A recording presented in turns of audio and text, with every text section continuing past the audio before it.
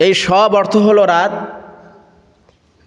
এবং বারা অর্থ হলো কর্তন করা। কি করা? কর্তন করা।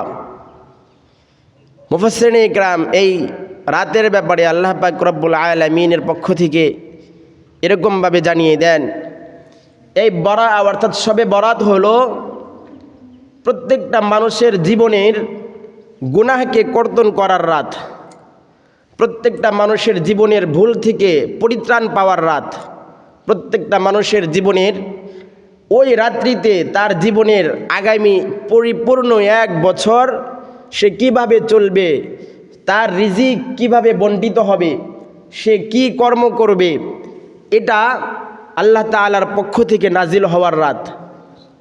কিন্তু আমরা আজকের এই সমাজের ভিতরে এই শবে বরাতকে এভাবে আমরা পালন করা শিখে গেছি।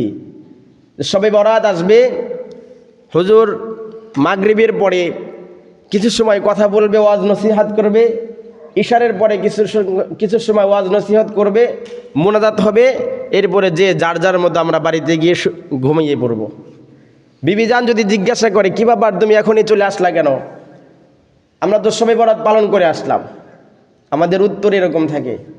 অথচ আল্লাহ পাক রব্বুল আলামিন, মুফাসসিরিনে ইকরাম এবং হাদিসের ভিতরে, অনেক হাদিসের ভিতরে এরকম আসছে, এই শবে বরাত হলো ওই রাত্রিকে তার জীবনের সাধ্যমতো, তার শরীরের মধ্যে যতটুকু সময় কোলায়, যতটুকু সময় সে সক্ষম থাকে, ততটুকু সময় পর্যন্ত সে ইবাদতের ভিতরে লাগিয়ে দিবে।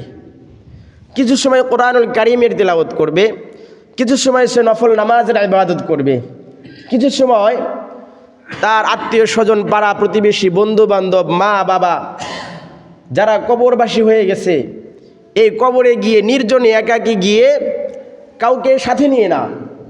এই শবে বরাতের পালন তো এরকমভাবে হয়ে গেছে যে ঘোষণা করা হয় যে আজকে শবে বরাত, আমরা সকলে ইবাদত বন্দেগী করার জন্য উত্তম পন্থায় গোসল করি এবং মসজিদে এসে আমরা সমবেত হয়ে যাই। এটা একেবারেই ভুল পন্থা আমাদের সমাজের ভিতরে পরিচালিত হচ্ছে। এই শবে বরাতের মাধ্যম এবং এর ফজিলত হলো, আপনি যে যত পরিমাণ ইবাদত বন্দেগী করতে পারেন, এখানে মানুষকে ডেকে আনার কোনো দরকার নাই, ভিন্ন কোনো রাত না এটা যে আপনাকে এই রাতকে উপলক্ষ করে গোসল করতে হবে। এটা একেবারেই ভুল পন্থা এবং ভুল বানোয়াট আমাদের মন করা কাজ। এই জন্য এই মঙ্গলবার দিন চলে যাবে, রাত আসবে, মাগরিবের সময় থেকে শবে বরাতের রাত চলে আসবে।